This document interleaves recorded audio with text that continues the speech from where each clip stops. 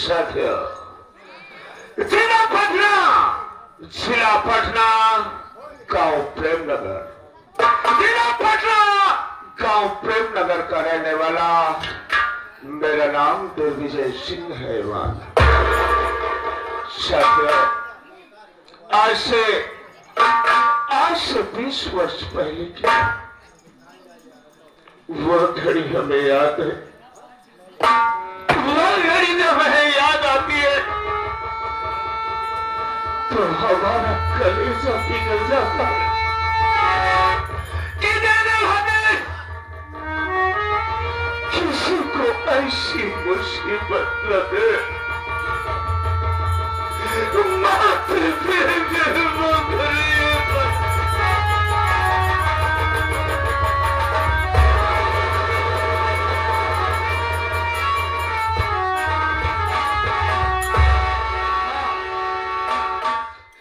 मिठाई लाल भैया, मिठाई लाल यादव हमारे प्रधान जी भगवारा के रहने वाले हैं। ये साहब की तरफ से 100 की नोट में से आपके लिए स्पेशल 30 रुपया दे रहे हैं। उनका कहना है चाहे सेवन करा लेकिन ये उस दिन कुछ न करा। भैया को नमस्कार। प्रधान जी को हमारा नमस्कार स्वीकार हो। साथियों, आज से 20 वर्ष पहले की बात है। हमारा हंसता खेलता हुआ हमारा परिवार, हमारे घर के अंदर हमारी बात, हमारे पिताजी थे, हमारे बड़े भैया धर्म सिंह और हमारी भाभी, लेकिन कुदरत को कुछ और ही मंजूर।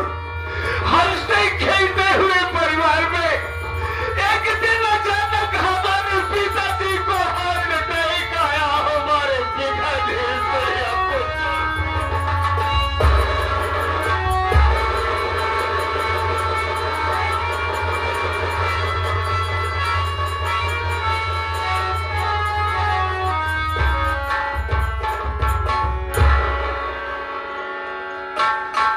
पिताजी हमारे स्वर्गलोक सिद्धार्थ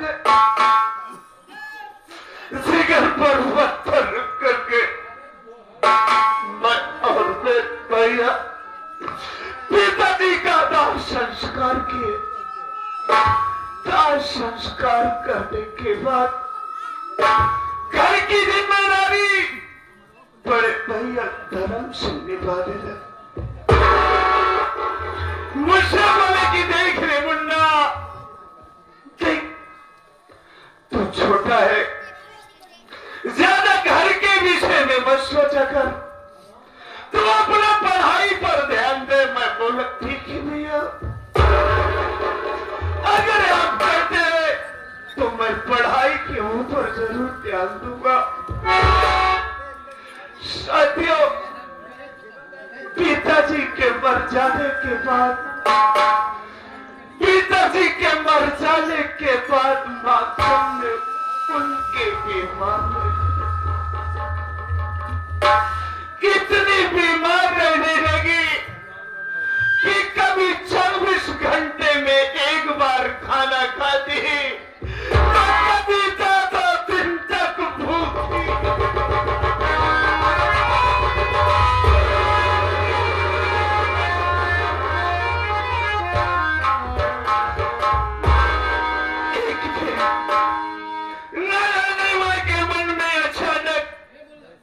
सुबह का वक्त था, अचानक उस पगली के दिमाग में कौन सी बात ऐसी पूछी कि झाड़ू डाली और घर के अंदर झाड़ू मारना चालू कर। झाड़ू मारते मारते जल से कार्नर पर पहुंचती है। वहां पर सर्प बैठा हुआ था, जैसे माँ का हाथ पहुंचता है सर्प।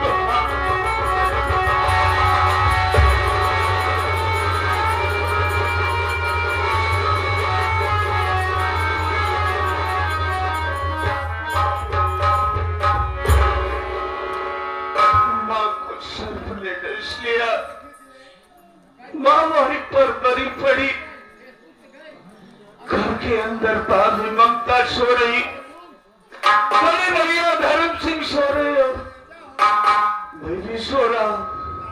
उठ करके जब भाभी आई देखती है तो माँ की लाश पड़ी हुई है और उसी के बगल में वो सर्प भी बैठा हुआ है।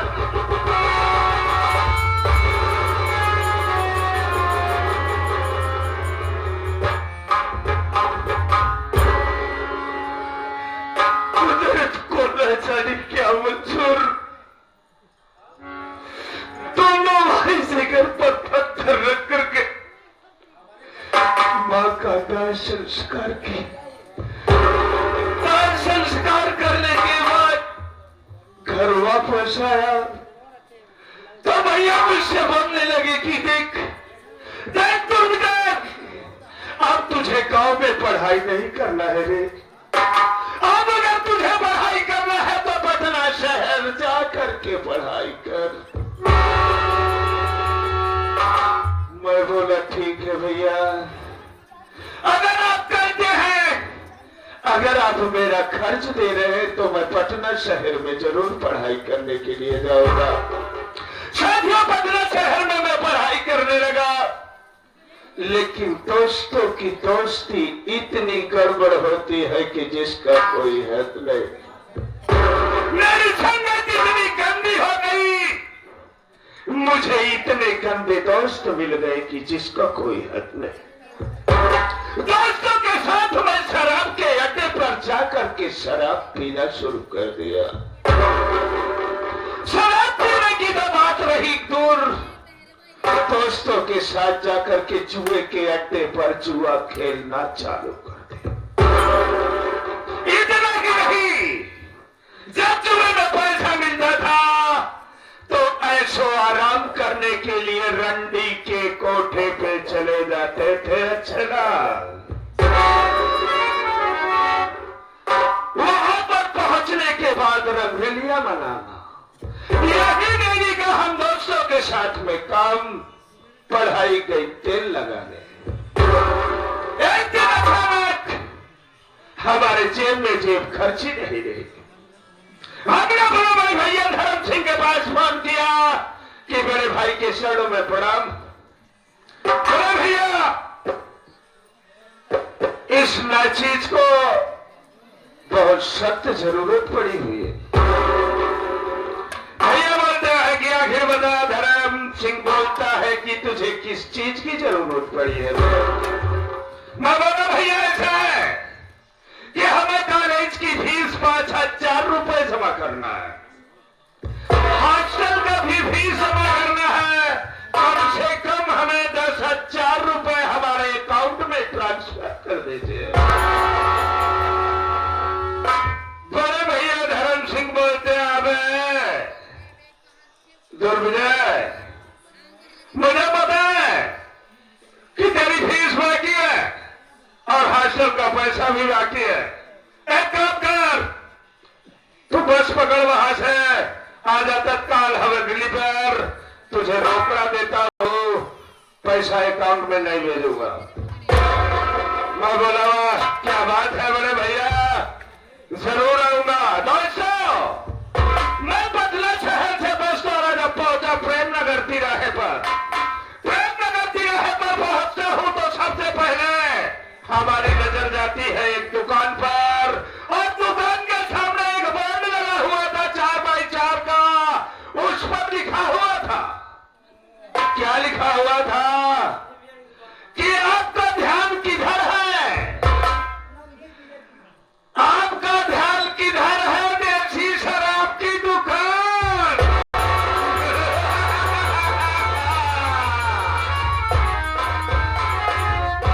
बस वादा साथियों, क्यों ना सबसे पहले एक पौवा डकार लिया जाए। मैं पहुंचा हवेली पर, एक पौवा मारना, मारा। एक पौवा मारने के बाद जब जरा सा मूड हरकत करने लगा तो गुनगुनाते हुए अपनी हवेली की तरफ चल।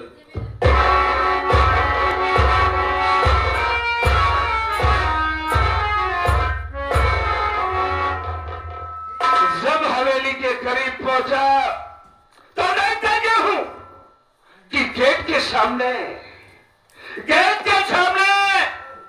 हमारे बड़े भैया धर्म सिंह खड़े हुए हैं। ये आ गए परम आदरणीय सम्मानित हमारे ननकऊ सिंह, हमारे मामा जी के परम दोस्त जी। आज आपके कर कमलों द्वारा पुनः 21 रुपए का पुरस्कार चरणों में नमन। जब मैं पहुंचा तो मैं सोचा कि एक छोटे भाई का फर्ज होता है कि बड़े भाई का पैर जरूर छूना चाहिए। मैं पहुंचा, गेट के सामने हमारे बड़े भैया खड़े हैं। मैं पहुंच करके उनका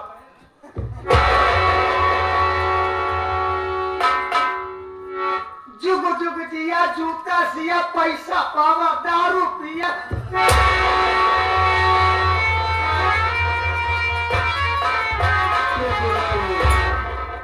आशीर्वाद देता।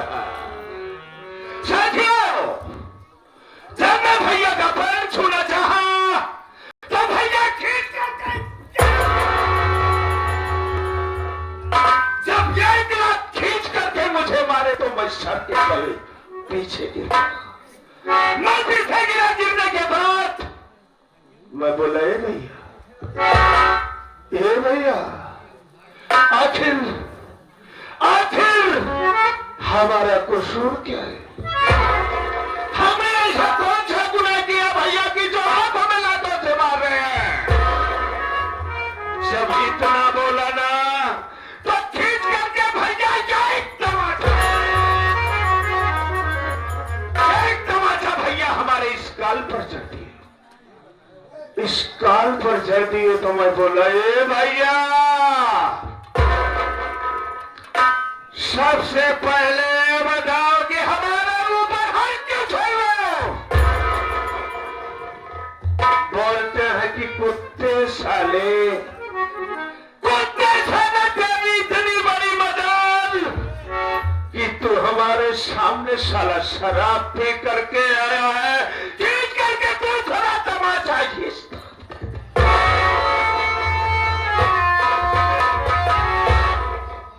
हमारी खोपड़िया झंझना गई। हम बोले, भैया, हम संतोष पागल ना हई, हम पहुंचे अपने कमरे में भागते हुए। वहां पर खंजर लेकर के जैसे आगे बढ़ा, देखते हो कि भैया हमारे गेट छोड़ करके बरामदे में आ गए हैं और मैं छोड़ देता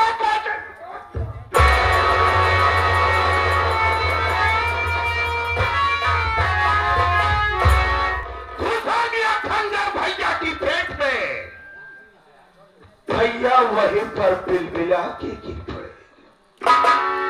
मैं बोला, इतना गलत तुम किए भैया की जिसका कोई हद नहीं।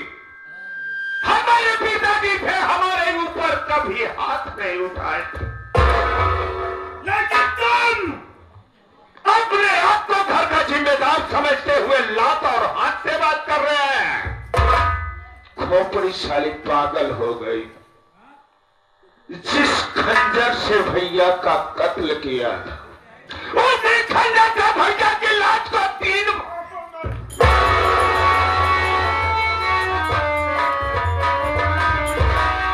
काटने के बाद भैया जिस कमरे में सोते थे,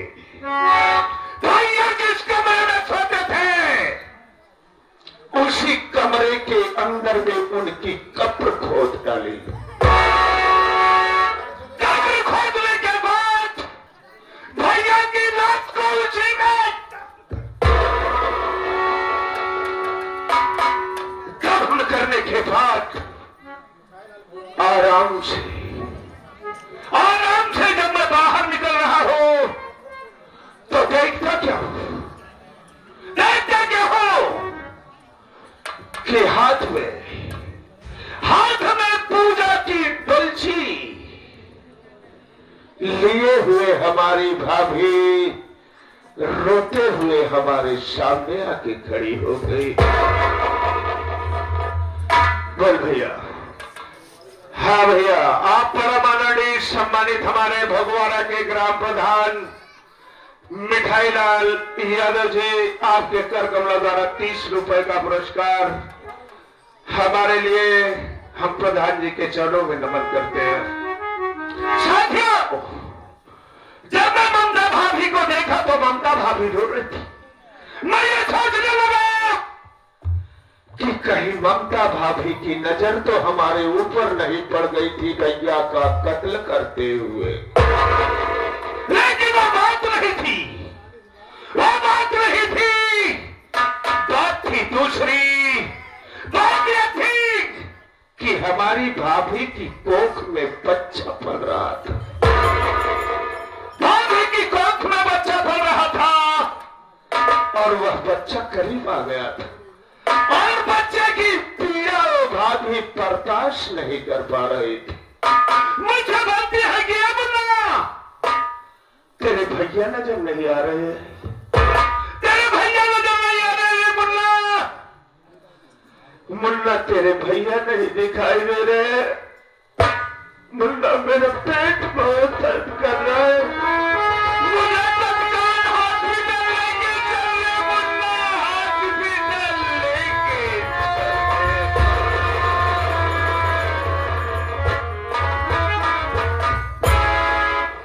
मैं समझ गया कि भाभी का बच्चा करीब में आ गया है। साथियों, मैं भाभी को लेकर के हॉस्पिटल गया।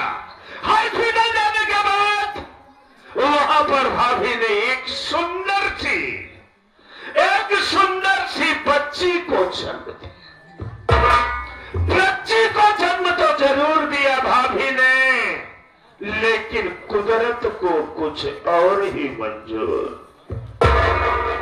कुदरत को यह मंजूर नहीं था कि हमारी भाभी इस दुनिया में जिंदा रहे।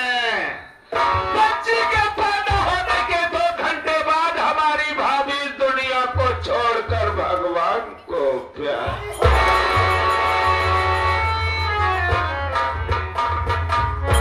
साथियों, भाभी का दाह संस्कार किया, बच्ची को लाया हवेली पर, उसका पालन पोषण करने लगा। बच्ची का पालन पोषण करने लगा। बच्ची यानी कि वो भतीजी हमारी जब शिक्षा के योग्य हुई नीरज, उसका दाखिला करवाने के लिए मैं जब गया स्कूल में तो मैम जी हमसे पूछती है कि हरवन जी, आपके भतीजी का शुभ नाम क्या है? हमने बोला कि मैम जी, हमारी भतीजी का नाम संध्या है।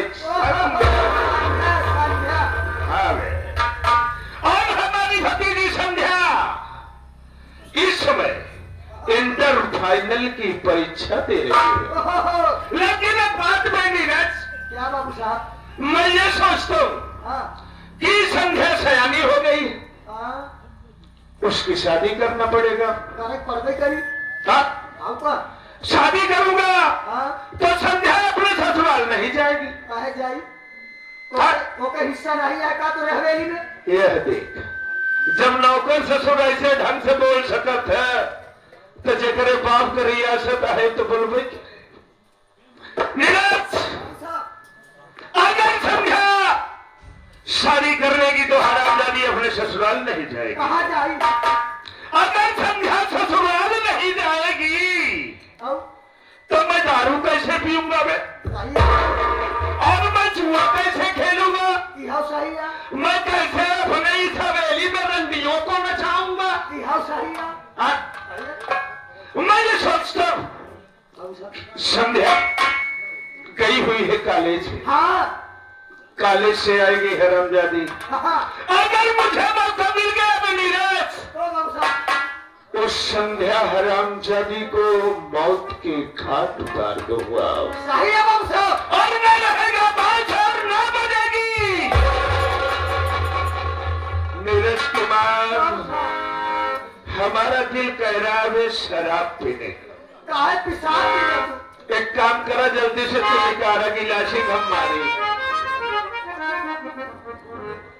तुरंत कहा था पिशाब पिए। कोई तो कहा पेशाब पिए थे। क्या बे पेशाब? कोई तो कहा कुत्ते साले पेशाब।